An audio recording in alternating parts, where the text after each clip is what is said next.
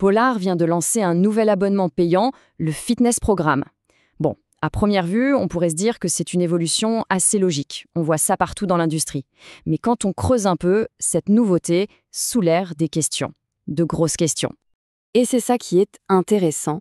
L'idée, c'est que Polar sort un nouveau coach payant, mais et si en fait on l'avait déjà? C'est un peu le mystère qu'on va essayer d'éclaircir aujourd'hui. Voilà, c'est officiel, Polar se lance dans la danse des abonnements payants. C'est une tendance lourde dans le secteur du sport connecté, et maintenant, c'est leur tour. Voyons un peu ce que ça change. Bon, alors, ce fitness programme, c'est quoi au juste? D'après ce que Polar nous dit, c'est un programme de coaching fitness qui se veut personnalisé et adaptatif. En gros, il repose sur 3 piliers bien connus, le cardio, le renforcement musculaire et la mobilité. Ok, mais concrètement, une fois qu'on a souscrit, qu'est-ce qu'on a entre les mains? Alors, sur le papier, la promesse est belle. On nous parle d'un coaching vraiment polyvalent. Ça ne se limite pas à la course à pied, ça couvre aussi le vélo, le crossfit et plein d'autres sports. Le tout s'adapte en permanence grâce aux données de la montre, avec 20 niveaux pour progresser et même la possibilité de gérer ses jours de repos. Plutôt complet, a priori. Ah, et un point très important que Polar a martelé dans sa communication, pas de panique. Tout ce qui existe déjà dans Polar Flow, comme les fameux programmes de course pour le 5 km ou le marathon, tout ça, ça reste gratuit. C'est une précision qui a son importance, histoire de rassurer les utilisateurs de longue date. Bon, passons maintenant aux choses qui fâchent ou pas, le prix et surtout qui peut y avoir accès. Le tarif est de 9,99 € par mois. Classique. Et pour se faire une idée, Polar propose une période d'essai de 14 jours. Ça permet de tester avant de sortir la carte bancaire. Par contre, attention, tout le monde n'est pas servi en même temps. Pour l'instant, depuis le 10 avril 2025, c'est dispo uniquement pour les utilisateurs Android en Europe, en Norvège et au Royaume-Uni. Si on a un iPhone, il faudra patienter un peu jusqu'au deuxième trimestre 2025. Voilà pour la version officielle de Polar. Mais tout le monde n'est pas exactement emballé.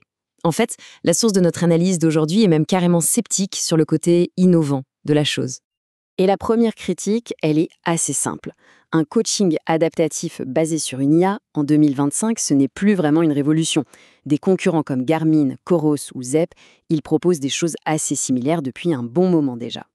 Mais la critique ne s'arrête pas là. Au-delà du manque d'innovation face à la concurrence, il y a cette drôle d'impression de déjà vu. Comme si on nous présentait quelque chose qu'on connaît déjà très très bien. Et c'est là que l'auteur de notre source pose la question qui tue.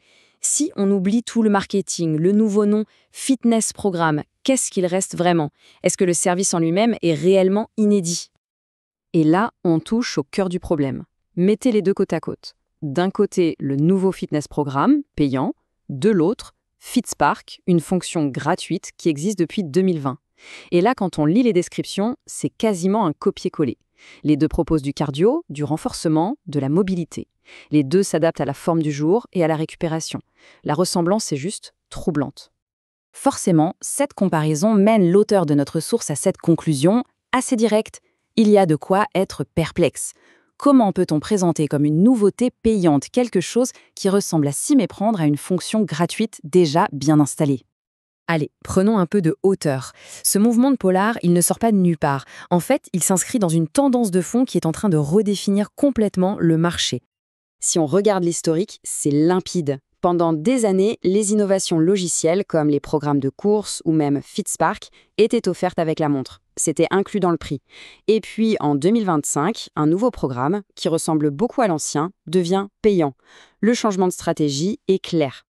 Et il y a un élément de contexte qui rend tout ça encore plus piquant. Pendant que cette stratégie changeait, le prix des montres GPS, lui, a plus que doublé.